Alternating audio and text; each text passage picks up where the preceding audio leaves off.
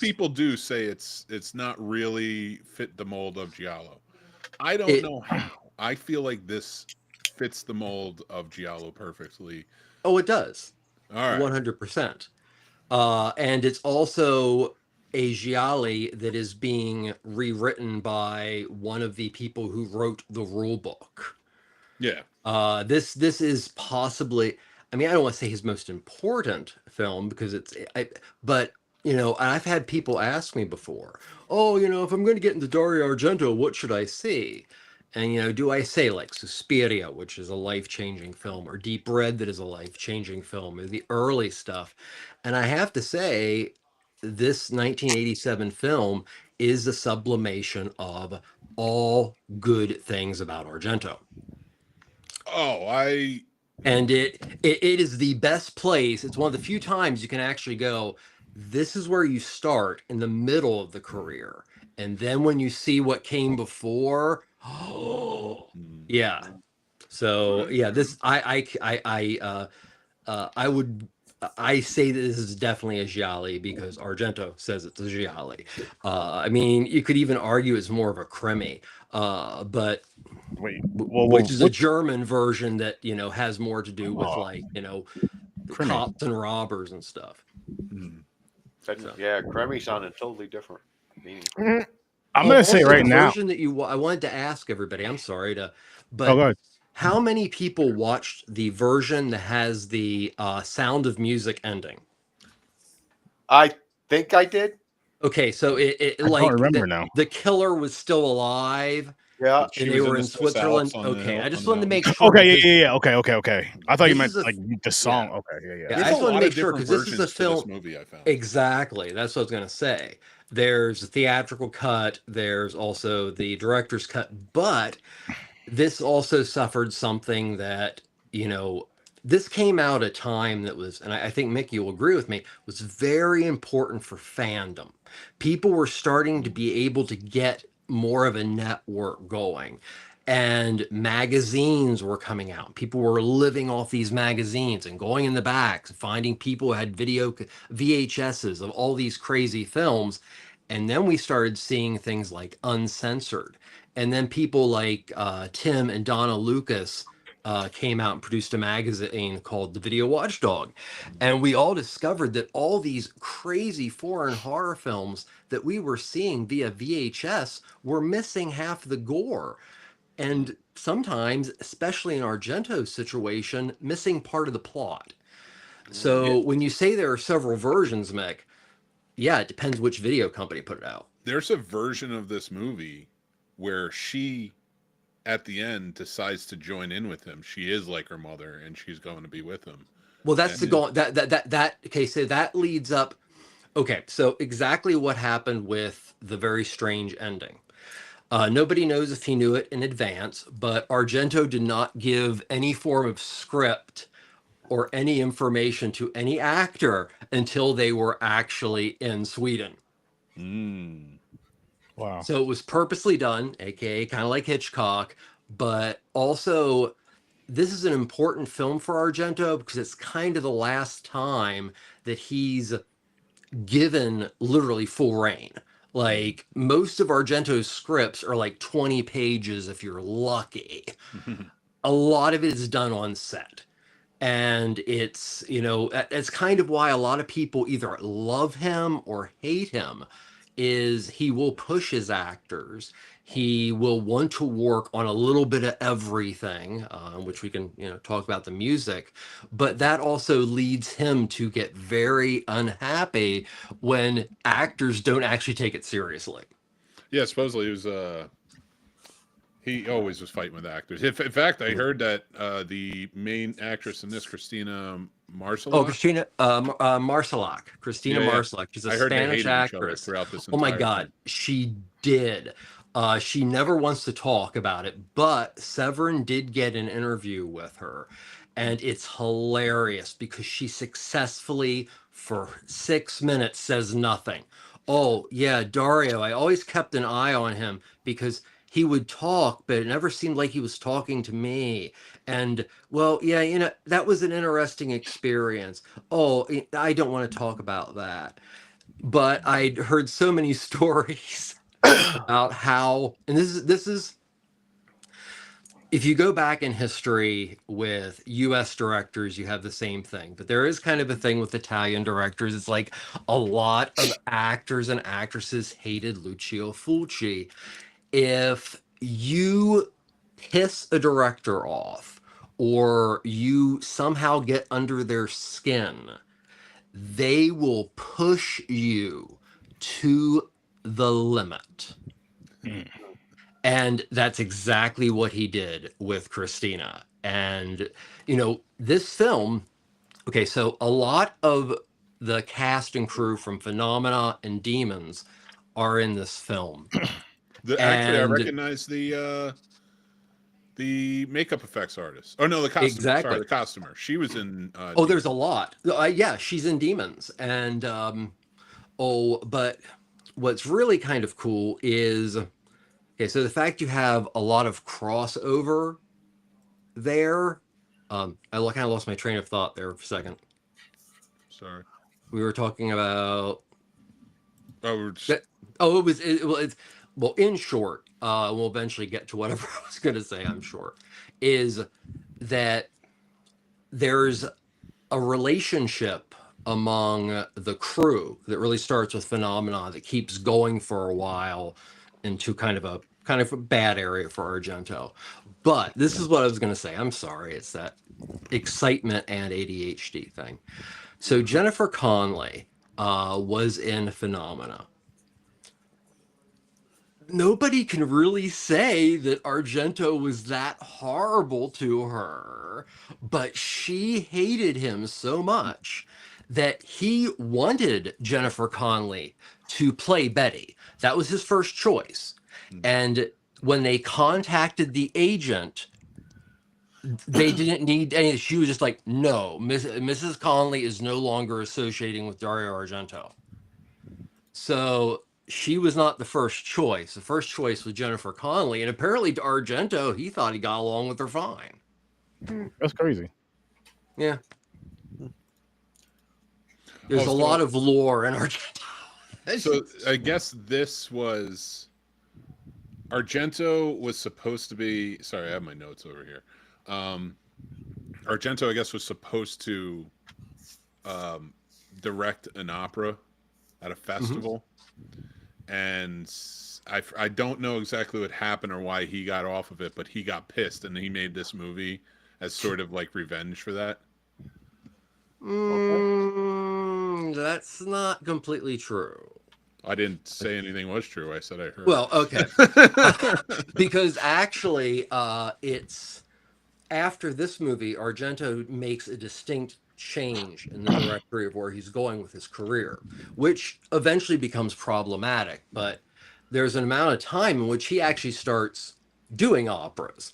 In 2014, same year I think as Dracula 3D, he did Verdi's Macbeth as an opera. Huge opera fan. No, Dario Argento, very few things he's ever been kicked off of. But no, I've never heard that story, because I know, like, the first horror film that Dario Argento ever saw was the 1943 Technicolor Phantom of the Opera. And also, he's always cited Edgar Allan Poe is also his other main thing. So Argento came into this with, like, he was excited to make this. And the only thing I would say is maybe go listen to the Joe Bob episode, because he does talk about that. Oh. And okay, I didn't. So maybe there's a backstory there that I could see him knowing. You know what I mean? Like, only him, because he knew the guy. But I guess there was something in that situation. Also, I guess the one who played the agent was his first girlfriend. Oh, Dario Nicolodi, yeah. And they had broken up, so she feared the entire time he was going to try and kill her. Okay, he's overstating this. He's way overstating this. Okay, so the controversy that started with Daria and Dario came with Suspiria and came with writing and who had the rights and all that kind of stuff. And yes, Daria Nicolodi, about 2 months before she died, had started kind of losing her facilities. She had reached out to a lot of people who had said she was just like unloading things. No, this was a big deal that Nickelodeon was coming back because the scandal between them, and there's a lot of other stuff between them in the middle, was very public. So this was also part of the excitement for this film. And Nickelodeon got along perfectly fine. There were several scenes she didn't like doing, but she didn't like doing them more as like an actress. Like she had to fall. Literally, that's Daria Nicolodi falling as the famous shoot through the eye port thing is. Yeah. Oh, by the way, Yeah.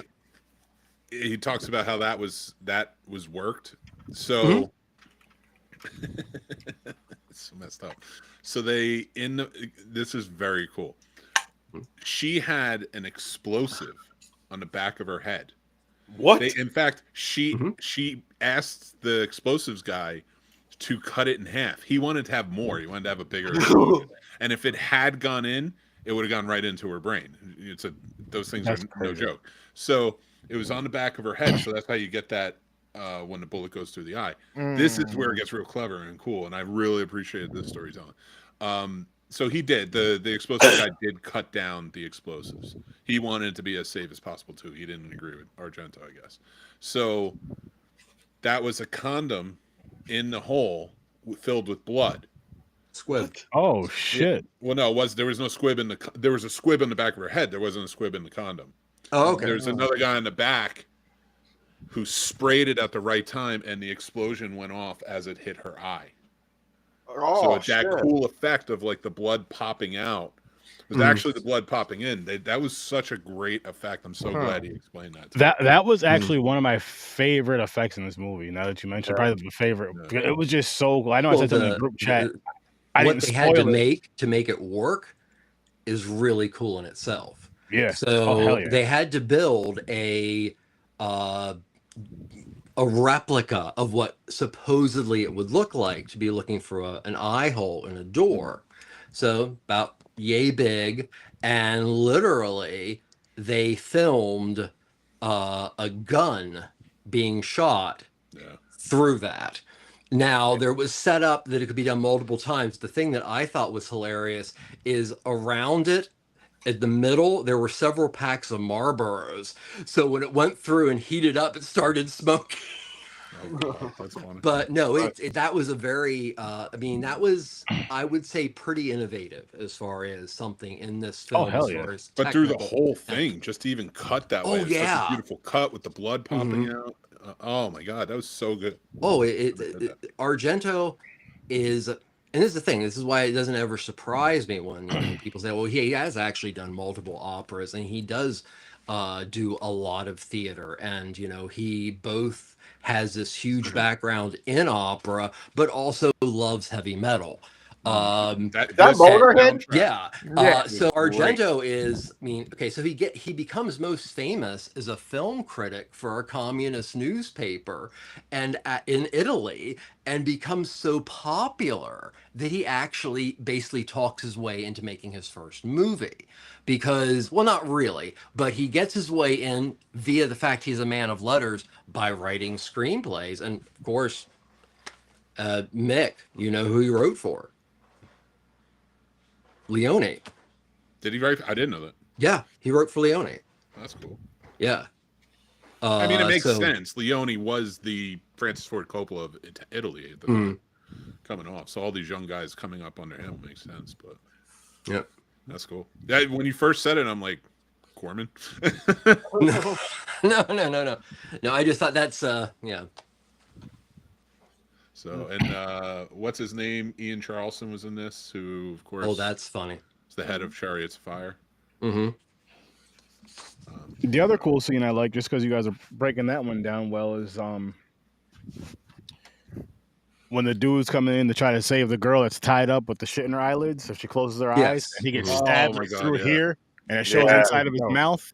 Yeah, that was so fucking awesome, dude. That whole I loved, like the build up and the setup for that alone was dope, but just like the execution of that violence for that scene, I'm just like, holy shit. And go back. Go back. Well, I guess you guys don't have to, but anybody watching, if you go back and watch, you never really see her get hurt by the things, right? Yeah. And it's not, other than like showing what happened to the bodies, there's not a lot of gore. Most of it's in your head, and they do a wonderful job. Oh yeah. Well, that's another thing that is why this, I think, truly feel is, you know, the kind of head of like Dario Argento doing what he does best. This is a film, and this is right out of Dario's mouth, about sight. And it is very much, it's very much a postmodern film and the end of postmodernity. But it's also a film that is making the character and making you watch the murders. Because what has he been doing since day one? Making you watch the murders. It's all about sight. It's all about perception. But we're not really watching the murders. That's the crazy thing. Like, but in his other movies, we very much are. Like, there's no like. But eyes are so important, and it's the act of sight that we're talking about. It's the act of sight. And like her intensity in those scenes, like her eyes are fantastic. She plays it well. All I'm praising is the idea that like a guy who is primarily known for the gore and a lot of blood and focusing on, he made a movie where like you feel like you're watching all of that, and you're really not. Yeah, but it's not that type of movie. I mean, the two scenes we did bring up, though, they did, like, for the gore and the blood, they did stand out. You're right, there wasn't like a whole lot of it, but it did like really, you know what I mean? Like those two scenes really stood out. But they were done so freaking awesome though. Like I've never, both those scenes, I've never seen anything like that. I've never seen anybody get stabbed through like right here that I can remember. And then through the mouth. Getting stabbed through here, yes, you've seen that.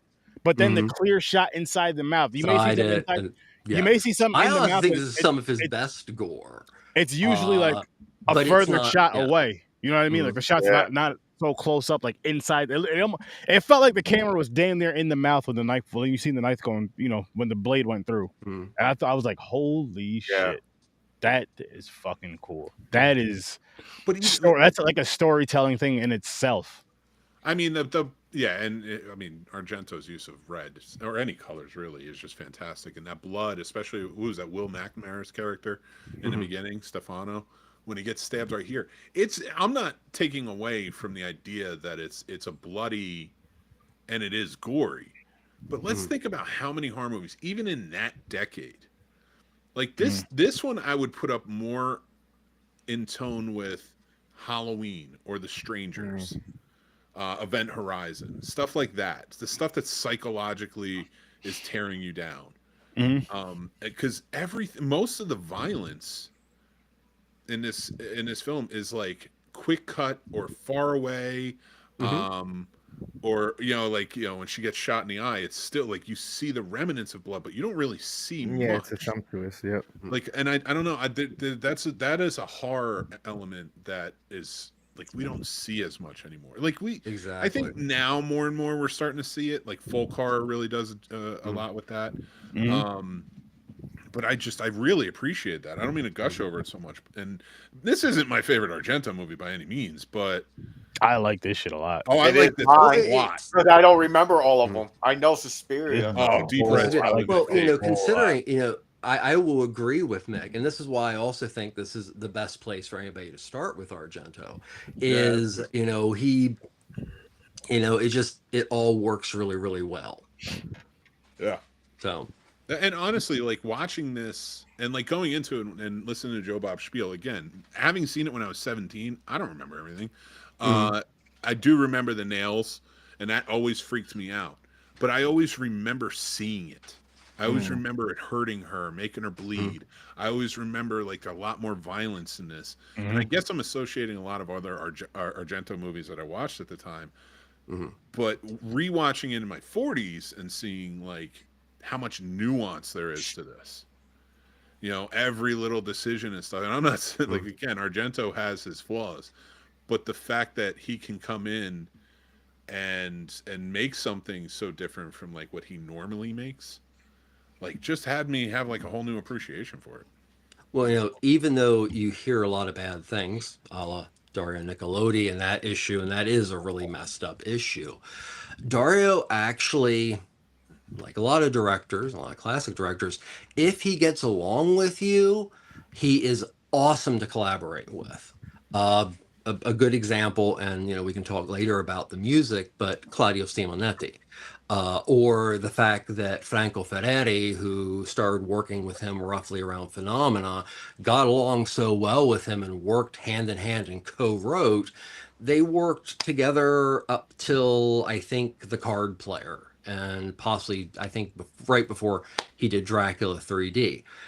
So, you know, the collaborative process is so important to Argento, but I think Argento as a director and a person, if he feels you are not connecting with him, he could become an asshole. Let's be honest. Oh, I've heard. The stuff that he put Christina Marsalak through was horrible.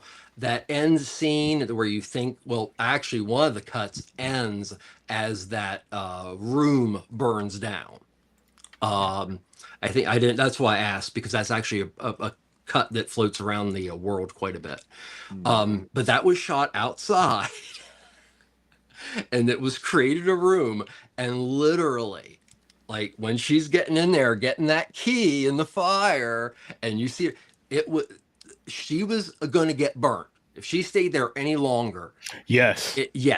It was, and what she did say, because she is open about the fact that that was a horrible thing to do, is that she was so scared that she just wanted to get it over with, and it was, Dario thought was the best thing she ever did. I'm not gonna lie, she was not a great scared actress. A damn good performance out of her. Yeah, that was the best performance in this movie out of her. Like she doesn't give off much. There's no actual real change for her. So like she's not a great leading lady in this. It's the mystery that's surrounding it that I think is just so enjoyable. She is the conduit to get us to the next thing. Yes. And I didn't like that. I thought that was poorly written. Or like, for Aja Argento to grow up enough. So yeah, it's just one of those things where it's like, I don't know. I wish she had, like, maybe somebody better was cast in the role. I feel like somebody who could have added more emotion to it. She was definitely the biggest flaw to it for me. Yeah, I didn't dislike her though. Like she had a charm. So like it wasn't like I just hate this person. I'm not starting this with Nick Cage. She just didn't do a good performance, but she was like fine enough person. You didn't have to say that disgusting name. I mean, he scared some pretty good things out of her. And, you sometimes wonder with directors like that if, of course, a lot have said, I just don't get along with that person. But some of them are like, oh, yeah, you've got talent. I know you have talent. You will not let that out. I want to see it. And then become assholes almost to the point of being mentors. So either you take that and you continue, or you end up kind of like Christina. One thing I want to point out about the fighting or like people not liking each other on set is it's a job. The job's going to get done. Yeah. Like there have been plenty of people I've been on set with where we hated each other, but we worked, we collaborated. It was it. And if we saw each other on the jobs, there was a mutual respect in that way. And and even when it was other people or this, that, like, like from a producer standpoint, you got to be on it. Make sure this doesn't turn into anything. But it's always professional. Like people, like very rarely do you see it blow up into something that's not. Like people are going to come ready to work regardless if they like each other or not. But I just wish she had given a performance. Maybe she did the best she could. Let me get to the comments really quick though. Yeah. T-Kit What's up, guys? I was at the Friday the 13th marathon. I gotta say that was crazy. Yes, we did successfully complete it. Finish it. I don't know why it got taken down on YouTube. I do have it downloaded on my computer, so I may try to get it uploaded again. I don't know if that's connected to Shout Factory. But I can do. That was fun as have hell. It too, and we should cut it into clips, like 1 hour or 2 hour, whatever clips. Yeah, and part 1, part 2, part 3. Yeah. There you go. And as far as Nightmare on Elm Street, no, because we didn't plan that out at all. But I'll tell you this: Halloween Eve is on a Friday next year. I'm putting it out there now. I am thinking of doing a marathon for Halloween. I am thinking about doing a I know we were talking about doing one, but we talked each other out of it. We were too tired. Like Halloween would have been tough. But you know what it was? It was because we did one for Friday the 13th in June, and in July we did one for Jaws, and it was just, I know Jaws wasn't as long, but still. But 7 hours. So 2026 Halloween Eve. Well, tonight on Sturdy's Discord, if you're a part of that, I'm not doing it live, but we're gonna be doing a watch party. I'm gonna try and show Sinners, Weapons, and Him. Oh, cool! There you go. Wow, that's a nice. Link is in the description. Link is in the description if you guys want to come and watch along and all that. But yes, again, 2026. Be on the lookout because I had a good time doing that. I know how to prepare better now. I know how to prepare a hell of a lot better now. Yeah. One of them is having more of us on screen. So we could kind of not saying that, you're taking off too long, but we can kind of rotate through. I got to walk around and stretch and shit because, wow. It was fun. I had a great time. I can't wait to do something like that again. Maybe some shorter ones with gaming or something even, but it's coming back. Don't worry, it's coming back. Well, the whole point was like so they could take our commentary and watch it over the movie if they want to. Yeah. Could have did that too, but hey. Hey, listen, we'll do it again. Get Chris back in the next time. Did you fall out of your seat in that one? Yes. Yeah. That was during that marathon. Yeah. That was during that marathon. Which I remember because he was like falling asleep, and then all you heard was crack. No. He was moving around in his chair when he fell out of it. He was sleeping at one point in the chair. Oh yeah. That was earlier. That was earlier because he ended up going backstage. I slept. I broke a chair. I fell. I rolled. That was hilarious. Oh my god, that was hilarious. I don't mean to segue so quickly, but to come back to the movie, I did want to ask your guys' opinion on the Crow. The Crow. Hey, what's up, Chad? Yo. Like that whole ending with not the Crows, the Ravens. Yeah, I thought that was interesting. Yeah, it's and the fact that they used animatronics and puppetry and stuff like that was cool shots, but how believable was that for you guys? I liked it. Supposed to be believable because I mean, it even ends. I mean, this is why it's so important to understand that this is. I mean, Argento knows what he wants to say here, and it's all about the eye, and it's all about sight, and it's all about. I'm making you see these things. And it even includes, as there's the whole scene with the pecking of the eye out after it flies and it's the killer. Cool. But the real cool part of it is one of the, Giallo is how they did it, but because it was probably like a sheep eye or something. But when there's a raven on the ground who takes the killer's eye in its mouth and spits it back out is just cinema beauty. It was very cool. Yeah. Oh my god. But ravens really do hold a grudge. They'll remember you, like that guy said. Mm-hmm. Well, I don't think it's going to end up like that. I don't think they're going to swarm you and peck your eyeballs out. They might. Not only do they have a photographic memory and remember you, they tell their home, like, listen, yo, that dude Chris down there. Yeah, that's the one that threw that rock at the birds. Again, that's only like the whole 3 animals or 4 animals in the world that have object permanence. And it's like tigers, elephants, I believe ravens, and I don't know if there's another one or not, but I think monkeys. Around with them. Like if a raven was near me, I'm gonna be kind. I believe Mick. I believe it's primates.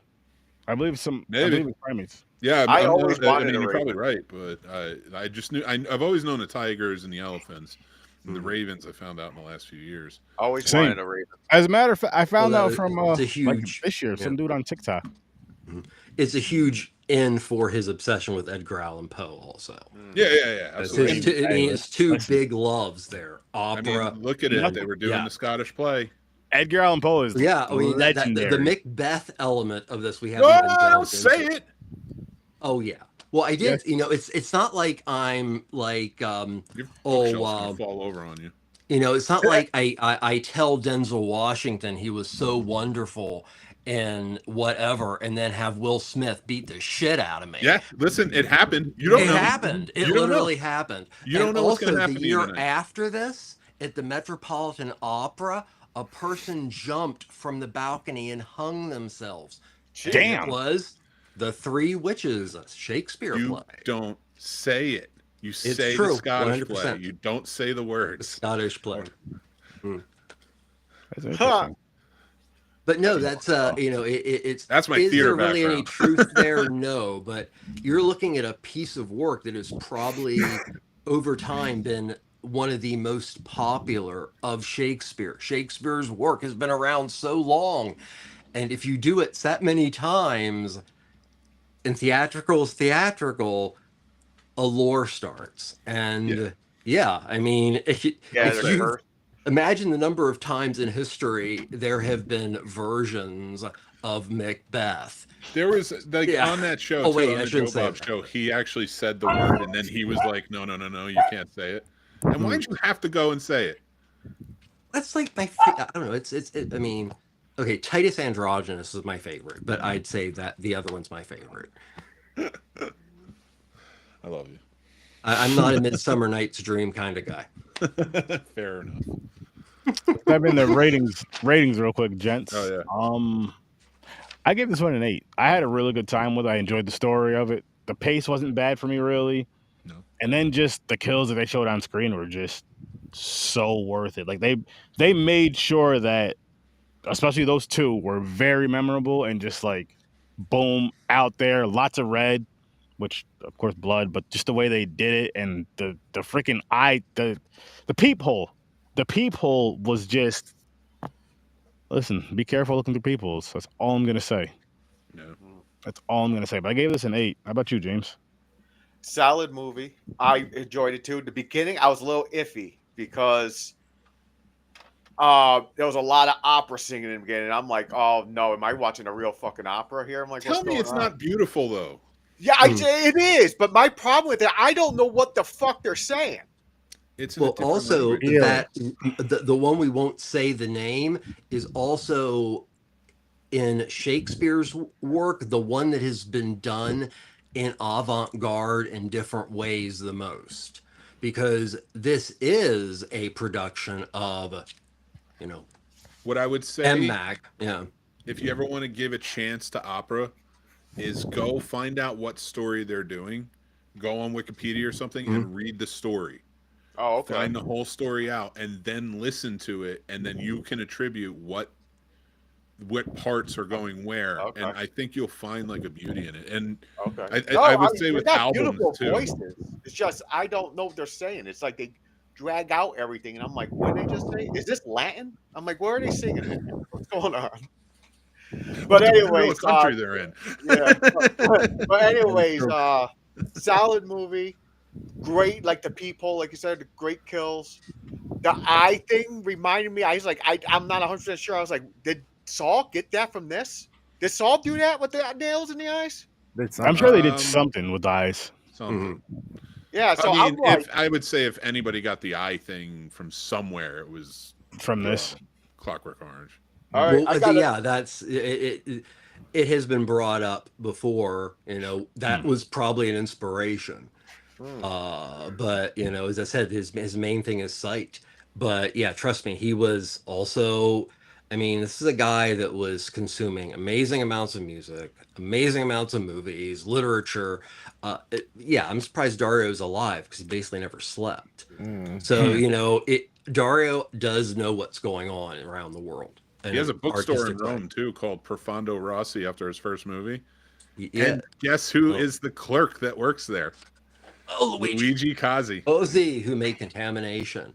And Profondo Rosso actually was about the 5th. Burn on Crystal Plumage was first. Oh, was that his first? Okay. Yeah. So, James. Okay. Yes. Rating, I'm giving it 8. It would have been higher, but a couple things, minor things that bothered me. I knew it was the cop. Quick. Because he was outside her dressing room. Yeah, no, I mean, they get to me, they gave it away, but I'm going to give them credit. They did trick me a little bit because there was a certain scenes where they show her emotional face, like, and that brain thumping, boom, boom, boom. I'm like, is she going to be the fucking killer? She kills him and ties herself up and thinks it's two different people. Unfortunately, it was Mummy. So I was like, interesting. Then it got me. I was like, no, it was the cop. I'm like, okay, cool. But no, this movie's the cop from the beginning has no point and no use. Yeah, exactly. Like he's never really investigating what's going on. Yeah.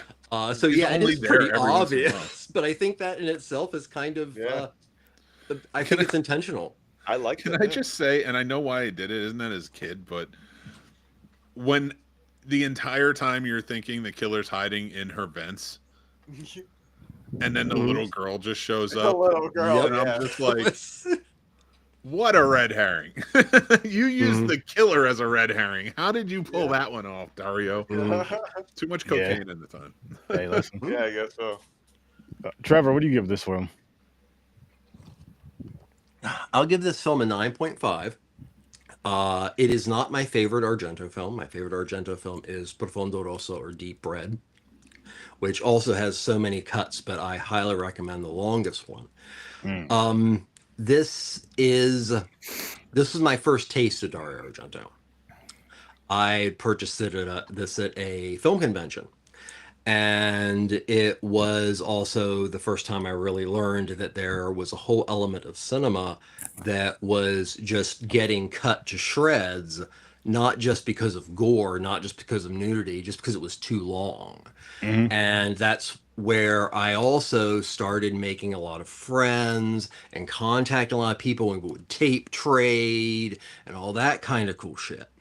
So yeah, this is a film that has a very special place in my heart, and I literally lost count of watching this probably at about 25.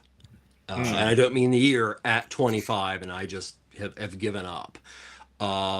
It is a great introduction to Dario Argento. It really lets all the stuff kind of just hang out.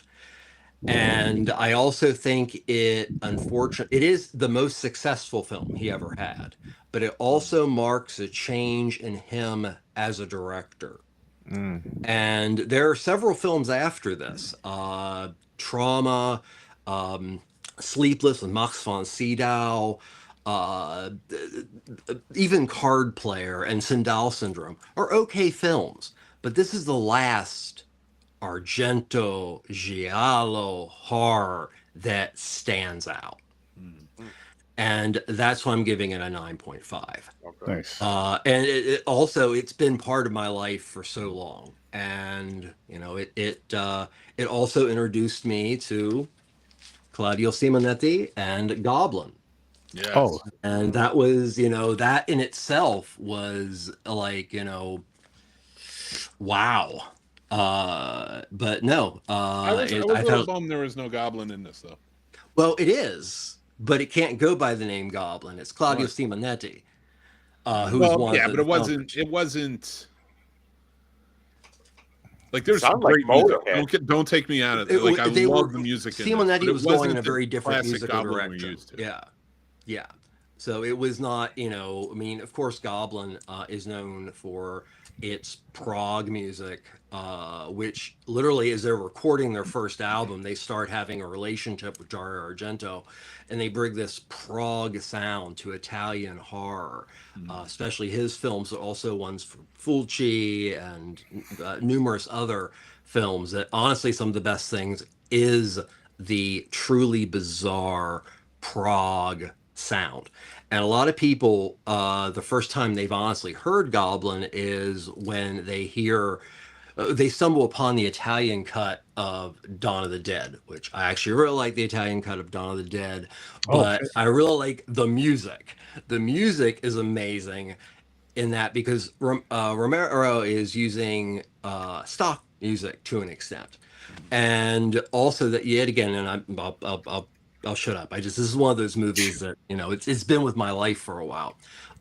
So the beef thing between them, yeah, they didn't necessarily like whatever they did, but on the set of Two Evil Eyes, which was an anthology film that they both directed, a Edgar Allan Poe film, it was shot in Pittsburgh. It was shot at the same time, and Argento requested that they shut down the film for one day so he and George Romero could go see the Rolling Stones in Pittsburgh. Very cool. Wow. They got along really well. I'm going to cheap plug, but it was Sturdy who did it anyway. I did a Does It Suck? Oh, no, classic film review on Two Evil Eyes. Go check it out. It's got a little more in depth about the movie in my review, and that was one of Sturdy's picks from earlier this month. Nice. Which I think you should watch on the show. It's aged very well. Yeah. It's a possibility. That's a possibility. It sounds familiar. I might have seen it. What's your rating, good sir? Is that a foreign film? What type of film is it? Or who? It was a cross between America and foreign because it's Dario Argento. Collaboration. Okay. Collaboration between, but it was like $4 was really what was put into it. All right. Chris? What's your rating, man? I actually really enjoyed this. I agree that it should be the entry point. It hits certain strides with certain things that were great. The soundtrack was great. The only letdown was honestly the acting portrayal with some of the characters trying to oversell or undersell at times. Other than that, I really enjoyed this. Even my lady was sitting here with me, and when the scene with the knife in the neck and you see it coming out in the mouth, she was like, "Oh, damn!" I was like, yeah, and I was just like, ooh. I really had a good time with this one. I really did. So I'm giving this one an 8.5, just because, like I said, just a little letdown of the acting or whatnot. And what did you give this one, Mick? Or did you? I want to point out, because I really enjoyed this, and to sort of my own PSA for movies. If I watched this when I was 17, so like 1998.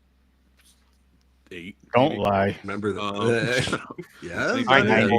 91, 92 when Nirvana started, Well, I always attribute my first foreign film I ever watched was I went to a film class with my best friend, and we watched Cinema Paradiso, which is still my favorite. But another Italian film, which is great, and I think everybody should watch. But I will say, because these were dubbed, I never considered them foreign films until later when I learned more. So like I watched a lot of dubbed stuff growing up, right? So very Americanized, especially the Godzillas we talked about and such. So I never really considered them foreign.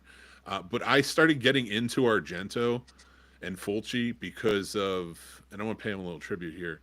My buddy Mario in high school, who was a big he was a big freak, man. The guy who loved the metal. And love horror films and stuff, and he was unapologetic about it. I always appreciated him for that. Awesome. But years later, he brought Cannibal Holocaust around. That's what we saw. Argento, he got me into it. So, and I'm sorry it's a long-winded PSA, but he was also the guy who ran Mario Likes Movies, which is how I got into podcasting. So that's awesome. So now I get to review this one. Just so I want to say thank you to him. And I want to say, as somebody who is lifelong, pretty much, been worked in every aspect of film and filmmaking, and loves this and loves movies and loves talking about them. Revisit things as you get older. Oh, I do. Oh, yes. I have such a deeper appreciation for this movie now that I've seen it in my 40s, and an understanding of this movie, like a contextualizing that I get from this movie based on experience, which I didn't have at 17. So, I would often say that with a lot of movies, not just foreign, but any, but like revisit a lot of things that you may not have liked, and see if the context changes for you. Very much. Well, Mick, I just have to say thank you for saying all those things, because it brings me back to the whole fandom element. And it is, the especially when, we didn't have the internet and everything. There was something about, just being able to find a friend or somebody and go, dude, you like that movie? You've got to see this. And we'd go out, rent it, and watch it, and like, oh yeah, and then move on to the next one, and the next one, and then find more people who are into movies and be like, you gotta see Cannibal Holocaust. And I miss that a little bit. I know it's out there and stuff. That's probably why I'm not very successful as a podcaster, because anyone you see on the TikToks and the Twitter spheres and the and podcasts and such, all of these movie guys who've never worked on a set, or never, and some have, don't get me wrong, there's a lot of good ones, or never been really movie critics and such, and it's fine to have opinions, but that's it. It's always a competition with those guys. Oh, well, you saw that at 9. I saw it at 7. Oh, you did. I found that, you can't even, like, and I'm just like, shut the fuck up. That's why we called ourselves the Scene Snobs, because I'm tired of those people. But, like, this is something that, like, I think showing appreciation to the people who got you into things. Very. Dario showed that to me, because nobody in my high school, we're going to a Catholic high school. You think anybody really knew horror there? I was trying to get into it by going to the video store and learning, and just bringing things in. But then there were people who knew way more, and I love talking to them because they always shared that. I love watching Joe Bob and stuff like that to learn, because there was no IMDb. And that's why I fucking adore this stuff. And I remember when IMDb opened. That was so awesome. Oh, it felt so good.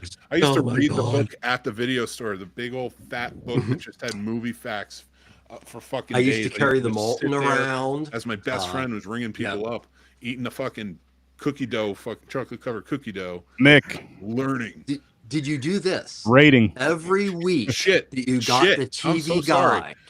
I'm gonna, what? Because I told that story, I was gonna be an 8. I'm gonna up it to a 9 for sentimental value. Here's another one I want to ask you. Yeah. So I was always carrying the books around and everything, but I didn't really care about anything in the TV guide except for in the back there were the movies, and there were just little really cool descriptions.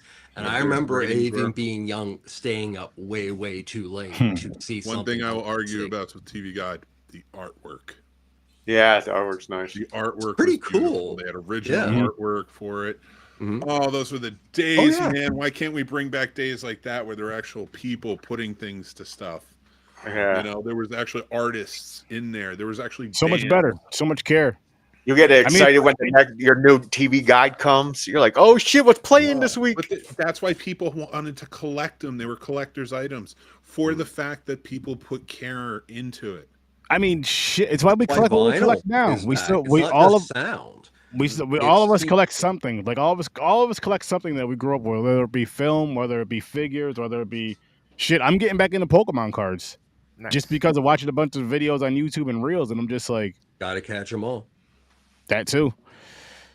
And I'm just like, I miss like playing the games on Game Boy. That's still my shit. Probably one of my favorite games of all time. But I'm like, I miss collecting the cards. I miss just having the cards and looking at them. And then I'm like, I see how cool this community is, and I'm like, So I'll find out there's an app that apparently you can just go through new cards on the app, and my daughter and son sometimes use it if they are in the mood for Pokemon, but they don't want to go out and buy new packs, or they don't want to spend the money on packs.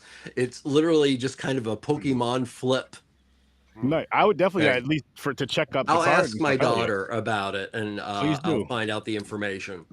Please do. And just to add to my PSA, I encourage everyone here and any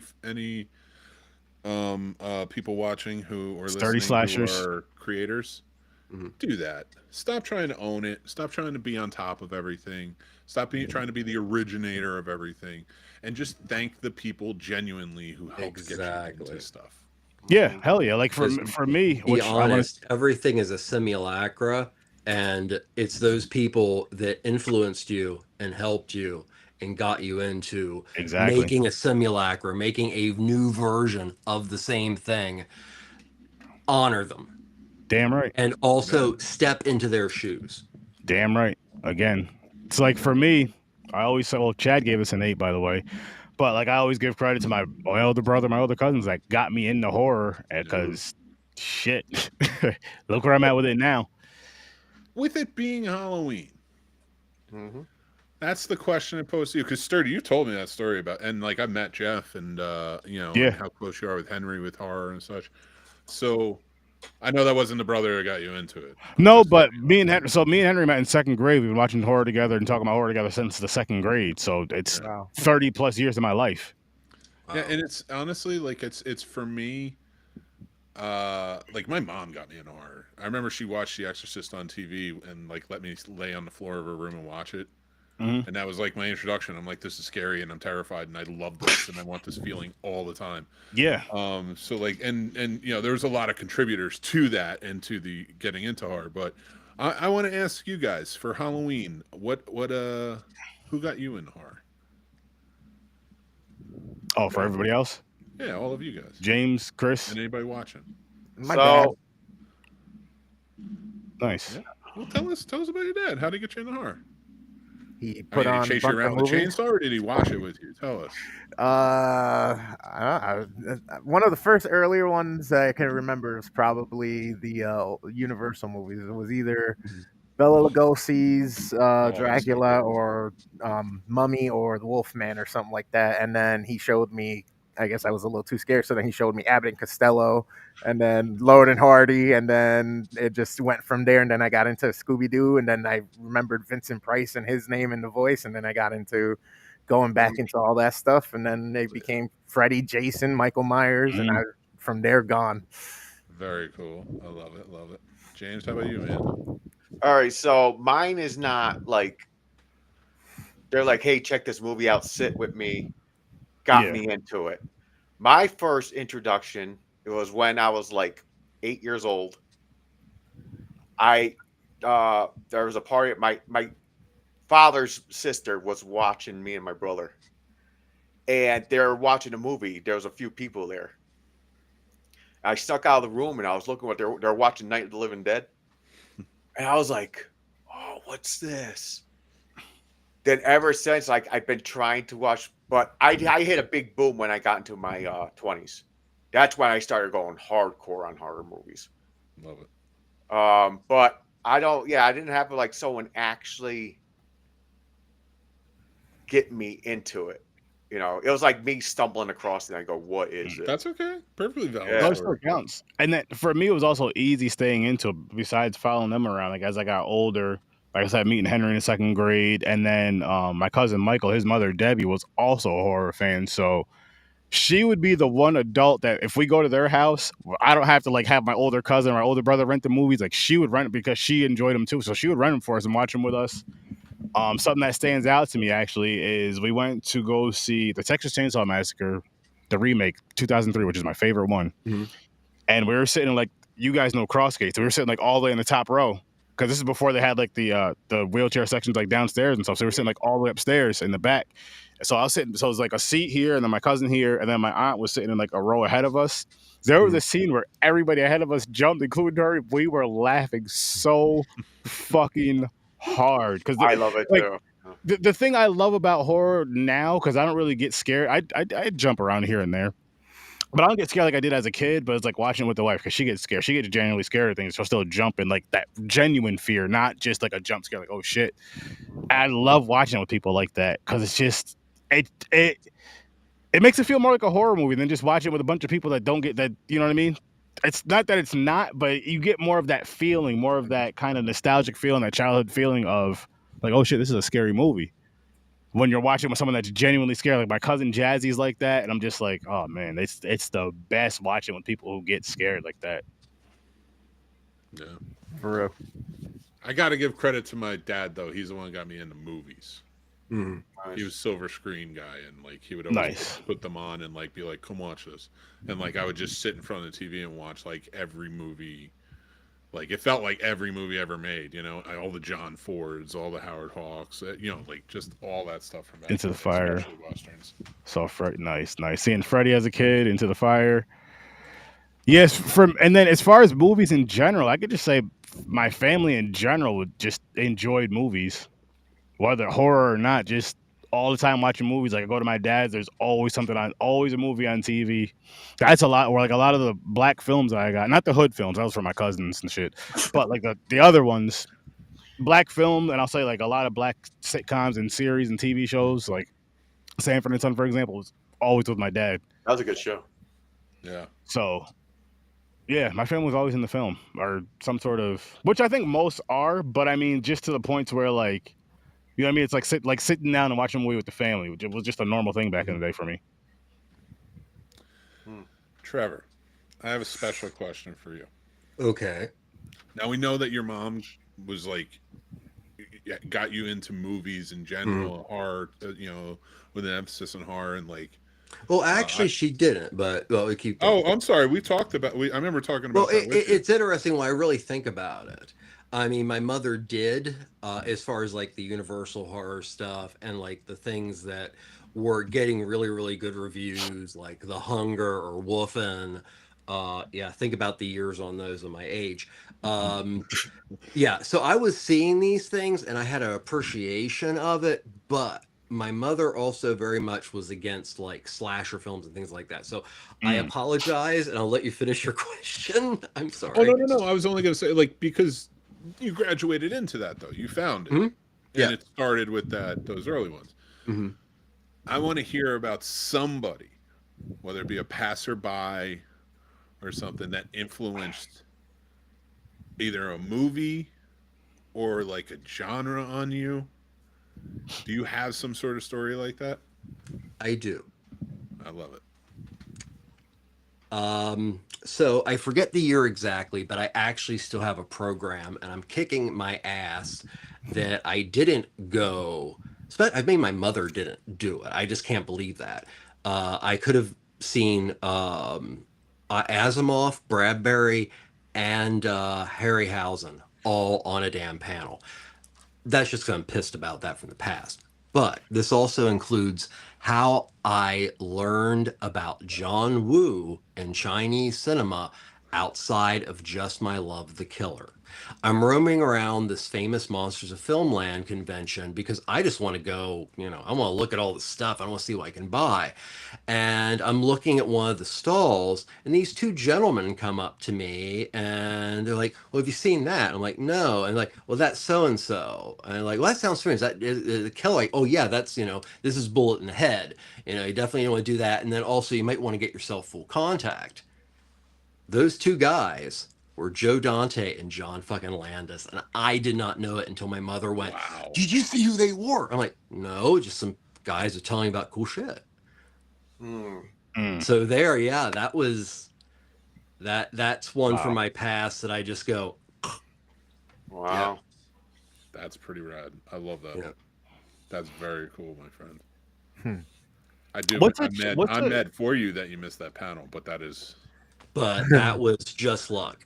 And that's always okay. So this might be a bad thing, but I had talked to them also for a little while because they were asking me about, you know, I'm coming to a convention, and you know, I told them all this stuff, and I forget which one, if it was Joe or John, but one of them looked at me straight in the eye, and this is the thing about having my head from day one. Goes, if you come to a convention and you see something and you never thought you were going to see it, get it, buy it. Yeah. Yep. And that stuck in my head. And after that, this pretty much all started. That's awesome. And that is a valuable lesson. I found that out the hard way. I'm still kicking myself for that. It's gotten me in trouble a lot, but I took it from people that apparently gave off pretty intense vibes. I agree. Yep. I agree with that. There are some things I really think about back too, and I'm like, like, yeah, actually, my love of physical media pretty much started there too. I mean, but we had no choice. We didn't have streaming back then. You know what I mean? That wasn't something we grew up with. That's something we were adult in our adult lives. Those shit you could stream, but physical media, you had to have physical media to watch everything you wanted to watch. You still do technically, but you know what I mean. And you end up buying copies that were copied off the television with the commercials cut out, and yeah, you just did what you had to do. Oh, you know, there was a time that you had to see a movie in a movie theater. There was other places to do it, but you weren't going to be able to do it in your home. I don't remember this, but I remember my parents having this 16 millimeter reel, and this was done on a lot of major films of the original Star Wars. And what they would do is they would take highlights of the movie, and they didn't even have sound sometimes. And you could buy one and put it on a 16 millimeter, 16 or 8, I forget, and you would show it on a screen in your home. And it was like a best of reel. But they did that for all kind of movies. So I even remember that element of movies. So then when the beta/VHS happened, whoa, and my mother flipped out. Like, we had to, the year the consumer grade came out, we're talking like this thing's like this, and it goes whoop. We had to have it. So yeah, I'm lucky enough that I almost remember, like, as close to the advent of personal home video viewing of like something that's already existing. As it's really cool. It also makes what's going on now in the internet, I mean, I'm gonna sound old, but overwhelming. Yeah, overwhelming. Because I do so much work, back in the day to get a quarter of the information that I can get in like an hour now. That's true. I love that back in the day, popping the VHSs, going to the video store, looking at the square box cases, trying to figure it out. But then, once DVDs came out, that's when I went deep in, because all the extra bonus features and extra deleted scenes, the bloopers, the commentary, man, I would watch them. Aspect ratio. And over and over. I used to love it. I miss it. I was that pain in the butt that was like, thank God, finally more things are going to be released in Letterboxd because it's scope. Yep, I was one of those guys. Repulsion. Ooh, yay! A very uplifting, light movie for the first week in November. What is next month's theme? Black and white. Black and white. That makes sense. Which this wheel was curated by our guy, the professor, Trevor. So there could be wild ass movies. What are the other ones? Oh, Man Bites Dog. White Reindeer. Let me see here. I think it was another folk horror film. Something Golem or Golem something. I believe. They're Golem. There we go. The only full silent Golem film that exists. They're Golem. Oh, wow. Okay. I will also tell you this. You should tell him how much he needs to watch Night of the Lapis. Good movie. Great movie. Although I have to say, Food of the Gods is still my thing as far as like crazy animal U.S. films. You said Night of the Labia? What? Lapis. Okay, that's probably an X movie. This involves rabbits. Okay. Lapis. So send me the movie cover when you get a chance. I'll check it out. Yeah. I mean, I'm sure there are films called that, and it's unfortunate that they don't think they're playing on Night of the Lepus, because that would be great. A bunch of porn actors going around, what are we going to do with this movie? I saw Night of the Lepus when I was a kid. It was awesome. Let's call it Night of the Labia. That'd be awesome, And I want to apologize that I've been, this is a very special, opera's a very special movie to me, so sorry if I've been over. Oh, no. You're good. This is what we We're supposed to talk on podcast, man, and we were talking. Yeah, Trevor, we were talking about it backstage, but come on, pick it up. You gotta tighten it up a little bit.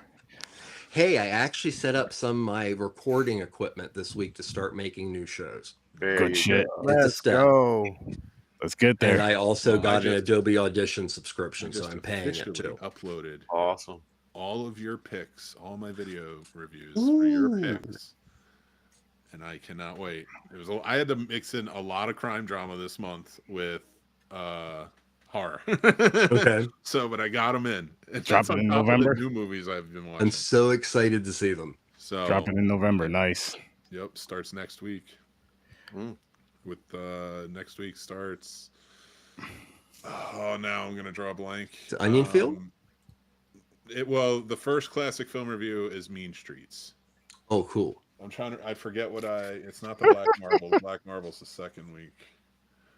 I can't remember which one. It's a fun little movie. Yeah. That's for you, Mick. Romero's Night of the Labia, produced by. Oh, nice. Remember to stop by STURD-O-WEEN's Discord tonight if you want to watch any one of the new top 2020-25. Dawn of the Dick. 2020. Dawn of the Dick? Is that what you just said? That's what I said. Yeah, I mean, if you have to think about if Night of the Labia does that well, you're probably going to need a sequel. So, I mean, that is true. Obvious, yeah. That is true. But on Popcorn and Pints this Saturday, we will be discussing / reviewing a haunted house. No, maybe a haunted house, and Evil Dead Part 2, and then we have a punishment because Mick Manhattan decided he didn't want to spend time with us last weekend. So we're gonna be doing the movie, The Neverending Story Part 2. Am I excited about it? Kind of. I don't know if I've ever seen it or not. I have a feeling it's gonna be horrible. You get to see the other two are funny, man. That's about it. Nick, put me on when you do. I'm all about it. That's fine. We can do a Heat episode because Heat 2 is coming. There you go. Also, it's Halloween. Stay safe. It is. Wear reflective clothing.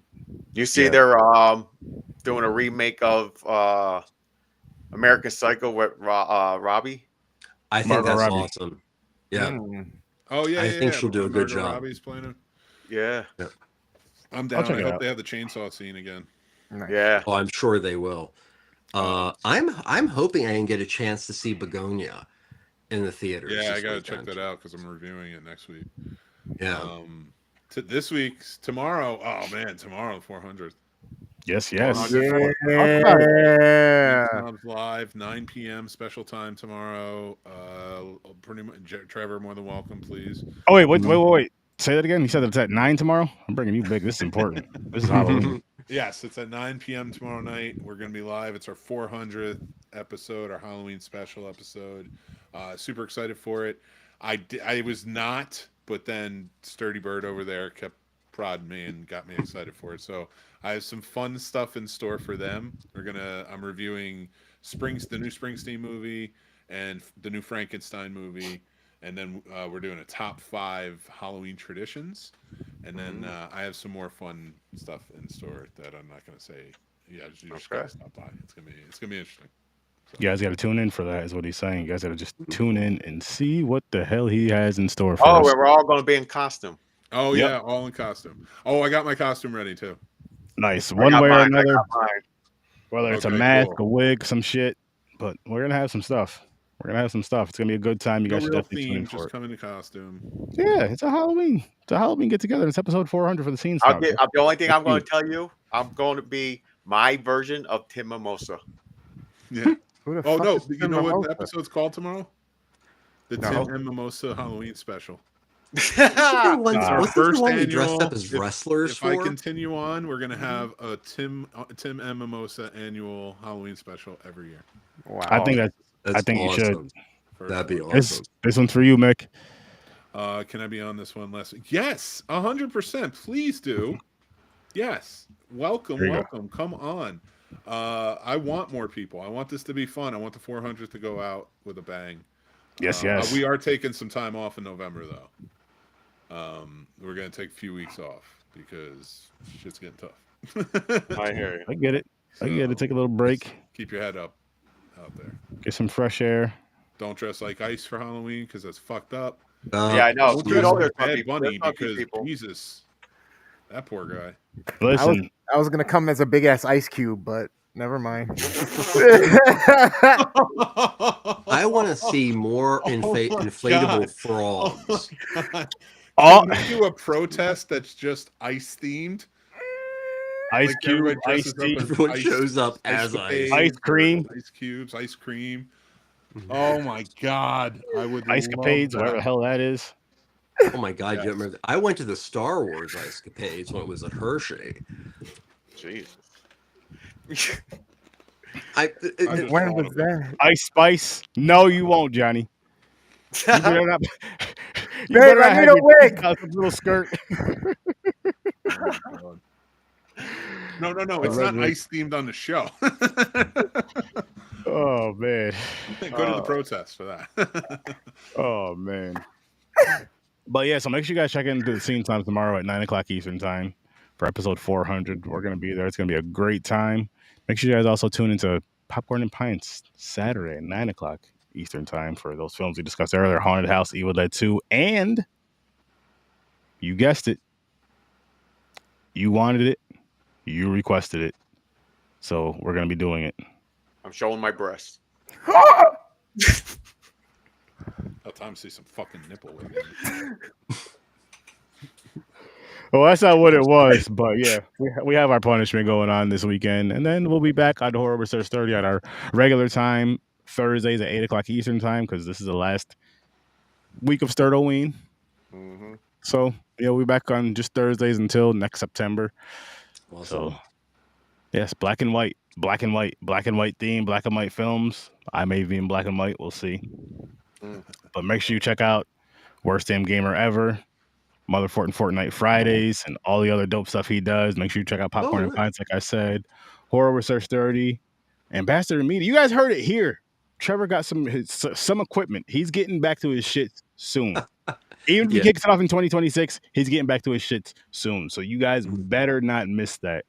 You better not miss that.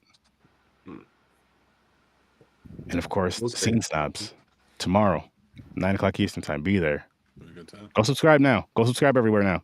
I was gonna say it's easier than us going to your Discord to link you there when all you got to do is hit the subscribe or follow button right now, and you'll know when we're live. Boom! Exactly what he said. And the Discord description is the Discord is in the description. The link is in the description. You guys can go check that out. Boom. And again, Mick will be hosting a watch party tonight over in there. Him, Sinners, and Weapons. So go check that out. But with that said, we're gonna bounce, little people, and I'll see you in your nightmares. Stay safe. Have a dope Halloween. Don't fuck it up for the kids. Bronson, Peace. Thank you.